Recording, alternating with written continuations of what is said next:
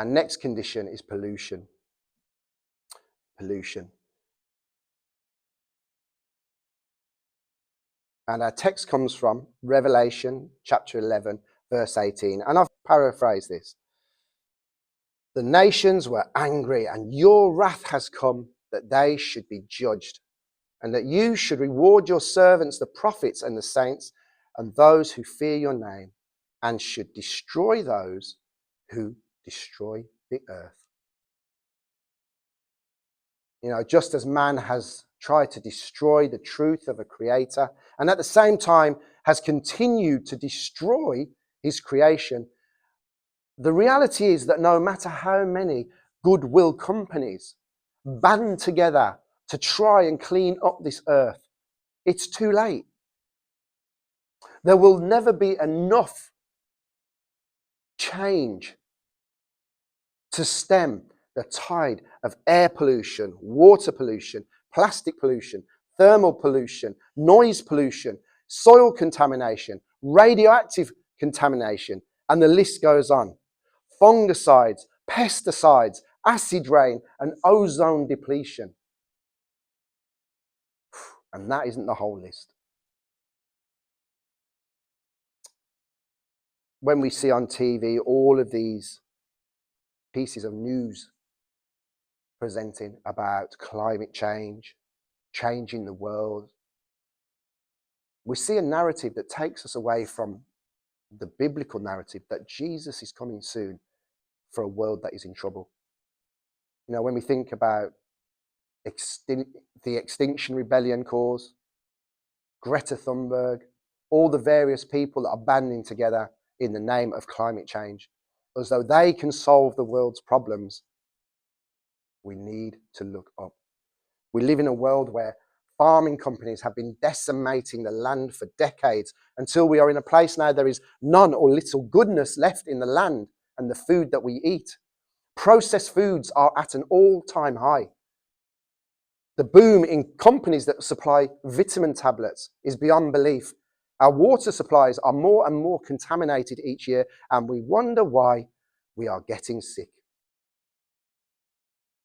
In the beginning, God's command to Adam was to have dominion over the earth, not to destroy it.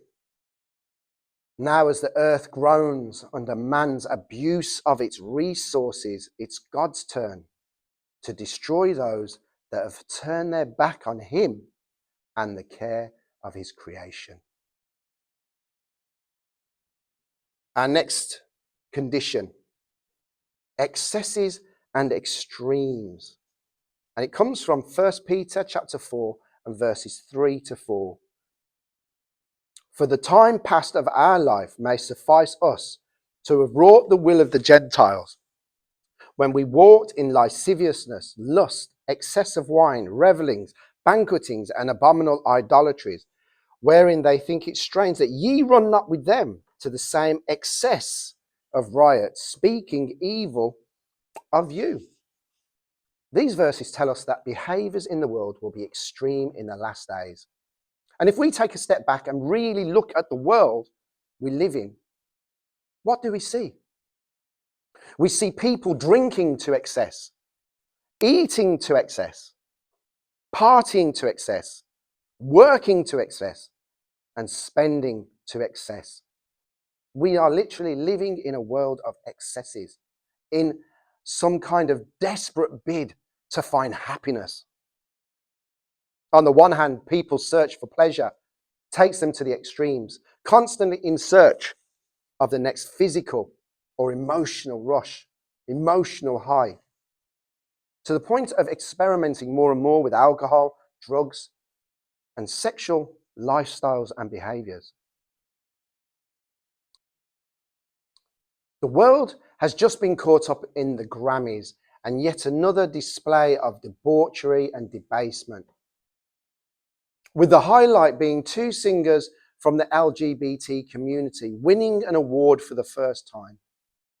As they were given this accolade, hundreds of people in the audience clapped and cheered and stood for them. What did they do to win this award? It was for a song called Unholy. unholy. And as we look at our slide, we see here the two singers, Sam Smith and Kim Petras. And these photos were taken from the Grammys. And as we look at the group shot, we see that you might be forgiven for thinking that there are three women at the front of that lineup. But in actual fact, there is not a single woman in that picture. We have Kim Petras to the right of Sam Smith, who is transgender. And then we have the two other people who are well-known drag artists in America. And of course, you have the men at the back, clearly men dressed in their red robes and long hair. Now, when we think of red, it's a colour associated with lust and violence and revered by witches and those in the occult. And we know that many people in these industries are involved in those things. When in the second picture at the bottom of the screen, we see here Sam Smith dressed all in red with his hat with the horns.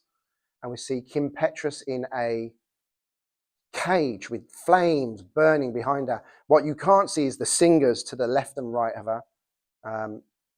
And, you know, we don't need to go into that, but clearly it all provides a scene of some kind of demonic place. The song describes a man who has a wife and children, but he goes to a dark club where all types of sexual activity happens.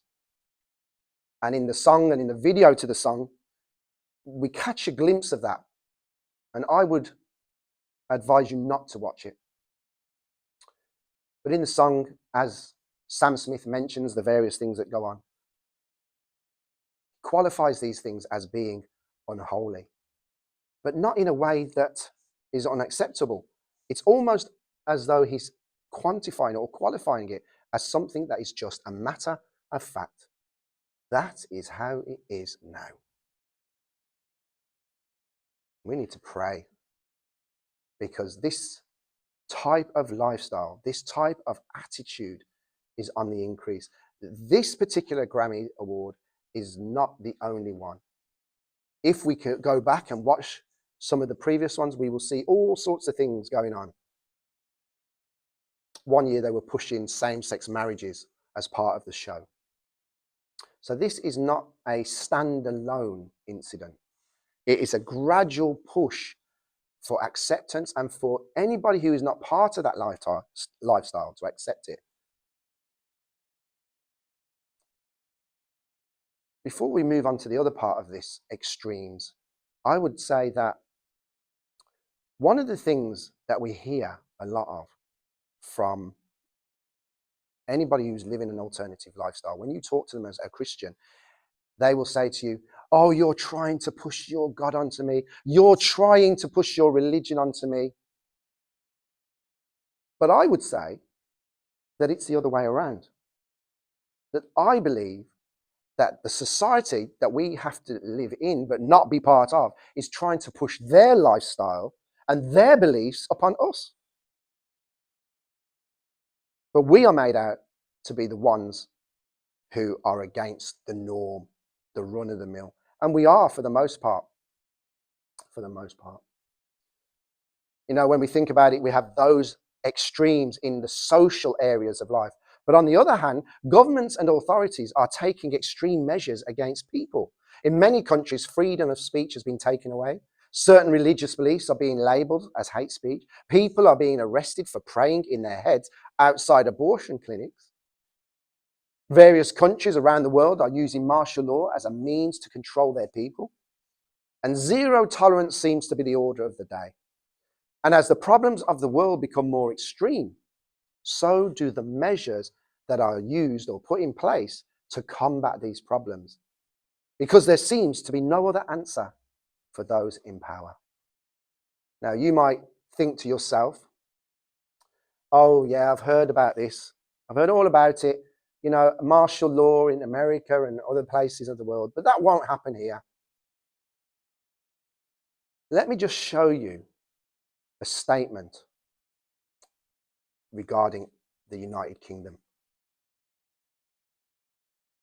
our slide, and the statement says, the sorts of measures typically defined as emergency powers first found expression in the United Kingdom through the 1940 Defence of Realm Act, the 1920 Emergencies Act, and the 1939 War Powers Act. These acts drew substantial lineage from the concept of martial law, both at home and in Britain's colonial territories, exercised through the royal prerogatives of the Crown. Don't think it doesn't apply here, because there are acts of Parliament that are in place for martial law to be enacted if deemed necessary.